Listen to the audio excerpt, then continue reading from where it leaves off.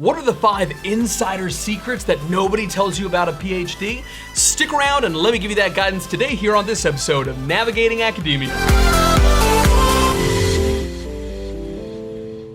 What's up, Navigating Academia family? This is your buddy and personal academic mentor, Dr. Phoenix Singh, coming at you to be able to give you my 5 insider secrets that nobody tells you about a PhD. And as a dude for God knows what reason has 2 PhDs himself, I like to think that I know a little bit something like about that, right? Because I've been in your shoes. I know what it's like to navigate the ups and downs of a doctoral program, okay? So without further ado, let's dive right into these secrets one at a time, okay? And let's go ahead and get some more detail. Secret number 1 that I have for you is that time management is key, okay? Balancing your coursework, research, and other responsibilities can be a real challenge, but with good time management skills, you can make the most of your time and avoid burnout. Burnout, huge issue. We talk about it on the channel, 38% of men, 44% of women end up experiencing some form of clinical depression or anxiety. In addition to that, if you can believe it, between 40 to 70% of doctoral students specifically do not finish their degree within 7 years. What the F is going on with that? Crazy, okay? So here's some tips for effective time management, okay? So here we go. Set clear priorities and focus on one task at a time. All right, number 1. Number 2, create a schedule and stick to it as much as possible. I try to do it. I like Google Calendar. Other people use Asana or any of these other sorts of ones. There are a million, dime a dozen, especially with AI these days, right? Relatively simple to find a platform that you like, all right? Number 3 is to use a planner or some kind of a to-do list to keep track of tasks and deadlines. Again, something like an Asana would be really, really helpful. I literally have an app on my phone called Reminder because it's so simple, right? And it's not just the regular reminder or something like this, app that's on Apple. It's something that you can download. I think it's like $10 a year. That thing saves me dozens of hours, minimum a year, in little 2 to 5 minute chunks that it would otherwise, take me to be able to figure out kind of what I'm doing on a particular day to be able to get closer to my deadlines. All right. Number 4 is to be able to avoid distractions and stay focused. I like to put my phone on focus mode. I like to kind of put it away if I conceivably can. If I don't have any of my, students or employees texting me at some point, if it's important, then I got to do it. I got to keep it on at least silent mode so the thing will shake, but that's pretty much it, right? And last but not least is to take breaks when you need to recharge, whatever that means for you. Some people, like for me, I've got an elliptical in the house, love just hopping on the elliptical, putting, Brooklyn Nine-Nine, right? Nine-Nine, if you know, right? And just, enjoying that, right? Other people like to go for a walk. Other people like to take a bath. Whatever it happens to be that relaxes you, I want you to do it, okay? Time management, that's secret number 1. Secret number 2, always remember the saying, which is so true, even though it's kitsch, okay? It's a marathon, not a sprint. Getting a PhD is a long-term commitment, not a 1-year commitment, all right? It requires patience and persistence and hard work. Don't be discouraged if you're facing setbacks or obstacles along the way. Just remember it's a marathon, okay? So here's some tips for staying the course, right? So set realistic goals and then break them down into smaller achievable tasks. This is a big one for me. What I mean by this is I want you to think about, there's a saying that I always love. I think it was a Henry David Thoreau quote. I'm gonna butcher it, but it's something along the lines of, don't worry if you've built castles in the sky. That's what they're supposed to be. Now build foundations under them. Again, break that big goal down into smaller achievable tasks. It's gonna give you that dopamine hit. You're gonna be way better prepared, okay? The second one, obviously, is to celebrate your successes, no matter how small they may be. I've got an employee, I love him to death. His name is Brian. I love you, Brian, if you're watching it. Brian's the best. I'm just telling you, he's amazing. It's one of these things where he had a really big win yesterday. It was a big, big win, but we basically have mapped out these 12 different goals of his, and it's one big goal, but 12 little mini goals, and he hit one goal. So for him initially, he was like, it's only one of 12.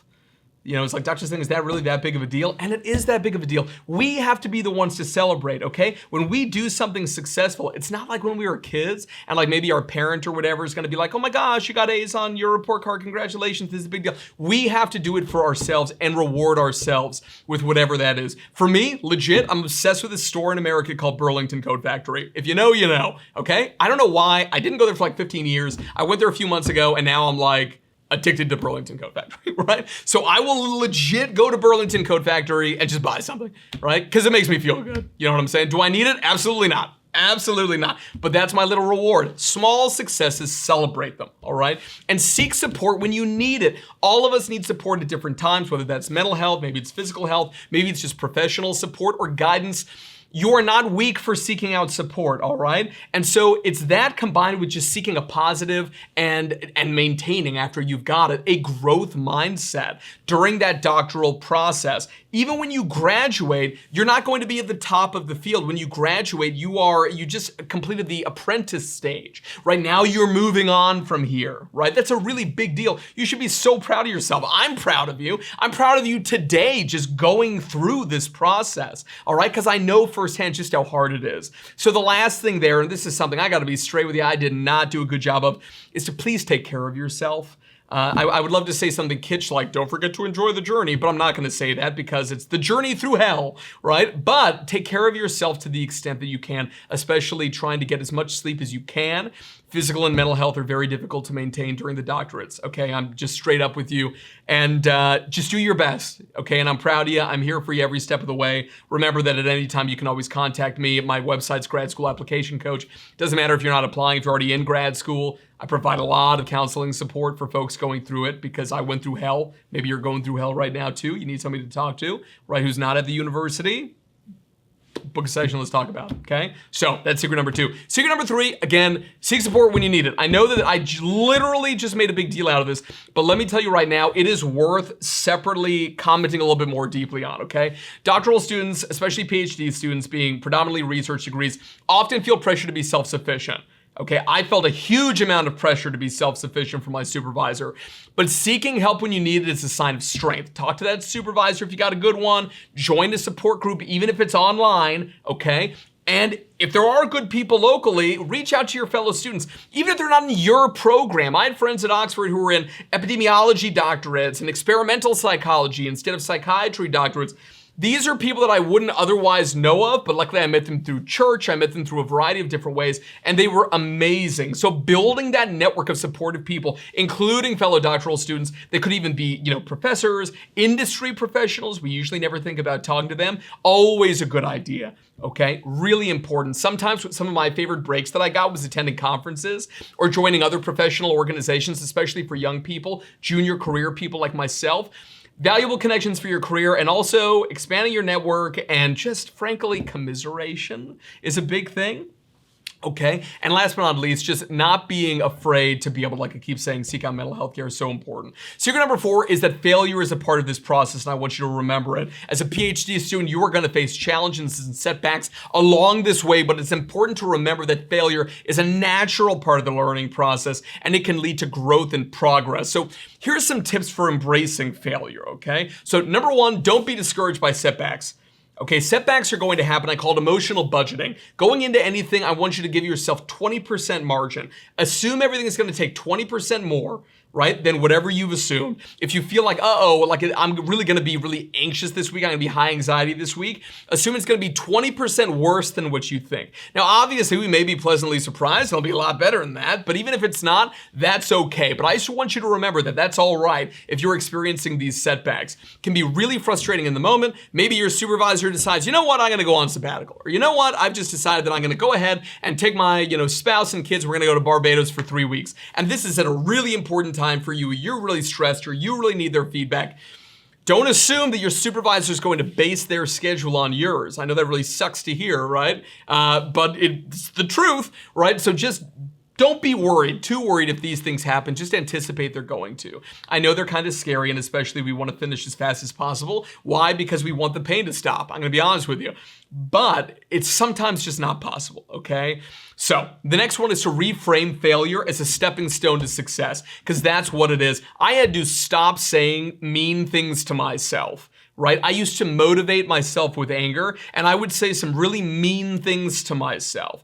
I would literally call myself like a lazy SOB, and I would just do it to be able to keep myself going, keep that fuel. So you know what I say now? I say that I'm a silly goose.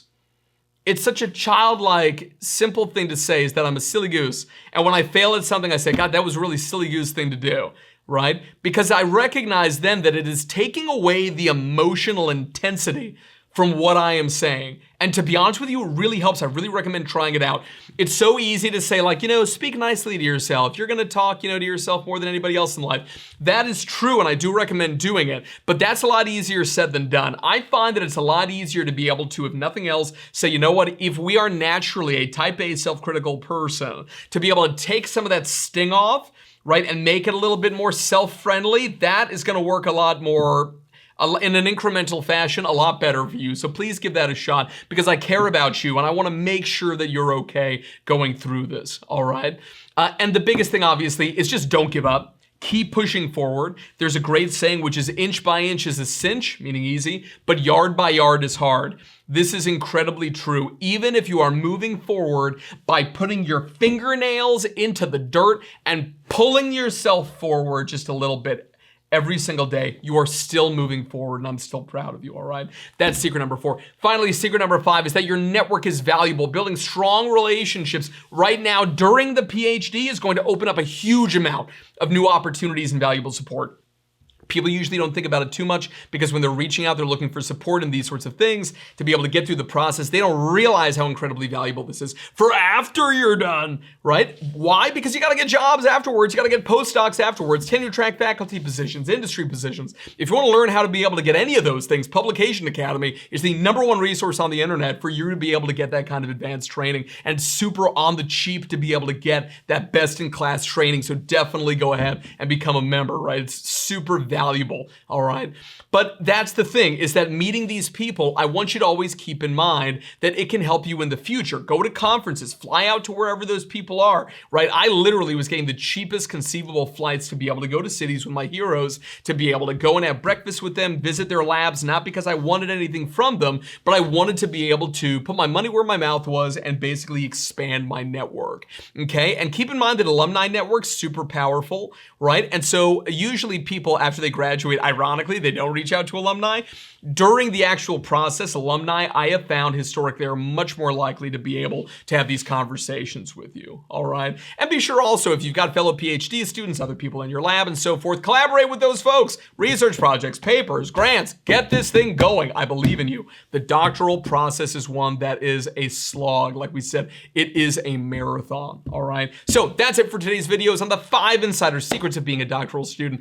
I hope these secrets have helped you in some way, shape, or form, or given you, if nothing else, a deeper understanding of the PhD journey and how to succeed. Just remember, time management is key. It's a marathon, not a sprint. Seek support when you need it.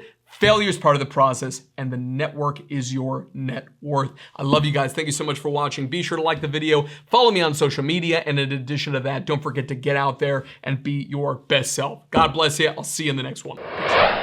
Thank you so much for stopping by, everyone. It's a pleasure to have you here as always. If you enjoyed this video and you'd like to see more in this series on navigating academia, please click on one of these links over here to be able to view more original content. I hope to see you there.